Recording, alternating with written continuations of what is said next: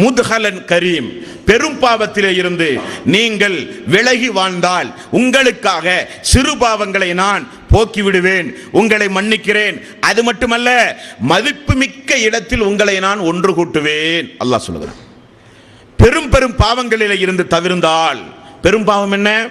அல்லாஹ்வுக்கு இணை வைப்பது, கொலை செய்வது, விபச்சாரம் புரிவது, அண்டை வீட்டு பெண்ணோடு விபச்சாரம் புரிவது, குழந்தைகளை கொல்லுவது, பெற்றோர்களை நோவினை செய்வது, வட்டி வாங்குவது, கொடுப்பது, சாட்சி கையெழுத்து போடுவது, வசூலிப்பது, கணக்கு பார்ப்பது, வட்டி சம்பந்தப்பட்ட அனைத்து துறைகளிலும் ஈடுபடுவது பெரும் பாவத்துடைய பட்டியல்.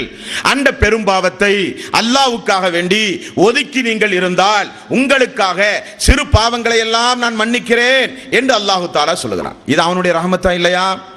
இது அல்லாஹ்வுடைய கிருபையா இல்லையா? இதெல்லாம் அல்லாஹ் தஆலா எதற்காக வேண்டி செய்கிறான்?